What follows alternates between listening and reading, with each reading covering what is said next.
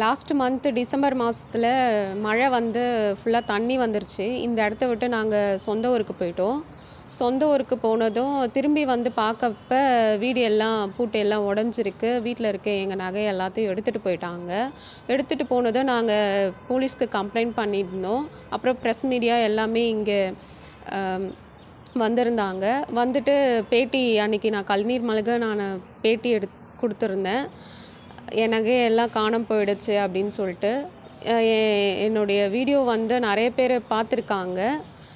Commissioner அளவுக்கு அது நிறைய வைரலாக ஸ்ப்ரெட் ஆகிருக்கு.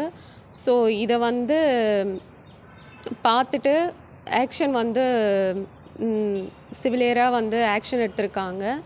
ஸோ டீம்ஸ்லாம் வந்து க்ரைம் டீம்ஸ் நிறைய பேரை போட்டு அந்த திருடனை இப்போது கண்டுபிடிச்சி இப்போ எங்கள் நகையே திருப்பி கொடுத்துருக்காங்க, மீட்டு கொடுத்துருக்காங்க. ஸோ ரொம்ப தேங்க்ஸ் எல்லாருக்குமே. தெரிஞ்சும் எங்களுக்கு தெரியாமையும் நிறைய பேர் இந்த இதுவில் நிறைய பேர் ஹெல்ப் பண்ணியிருக்கீங்க. ஸோ எல்லாருக்குமே ரொம்ப தேங்க்ஸ். ஒரே ஒரு சின்ன அவேர்னஸ் தான். காவல்துறை வந்து என்ன சொன்னாங்கன்னா, சிசிடிவி இருந்தால் இன்னும் நாங்கள் சீக்கிரமாக பிடிச்சிருப்போம்னு சொல்லிட்டு சொன்னாங்க. இங்கே சிசிடிவி இல்லை. ஸோ அதனால தான் இவ்வளோ நாள் ஆச்சு. ஒரு வேளை சிசிடிவி இருந்து 2 டேஸில் கண்டிப்பாக அந்த திருடனை பிடிச்சிருக்கலாம்.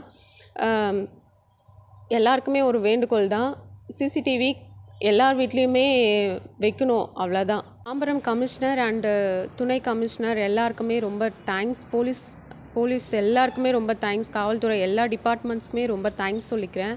ஏன்னா இதில் நிறைய வந்து கஷ்டப்பட்டிருக்காங்க. நிறைய எங்கெங்கேயும் போயிட்டு பார்த்துருக்காங்க. முகம் தெரியாத ஆளை கண்டுபிடிக்கிறது, அவங்க அட்ரஸே இல்லாத கண்டுபிடிக்கிறது பெரிய விஷயம்.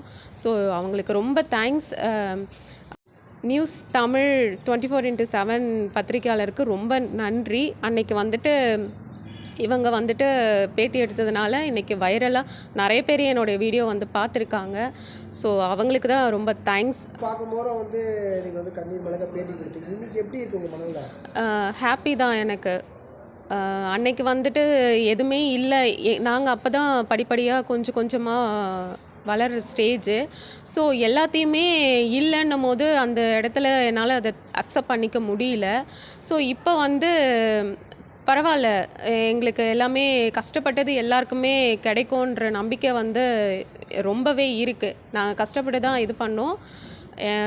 ரொம்ப தேங்க்ஸ். அதுக்கு சப்போர்ட் பண்ண எல்லாருக்குமே ரொம்ப ரொம்ப தேங்க்ஸ் சொல்லிக்கிறேன்.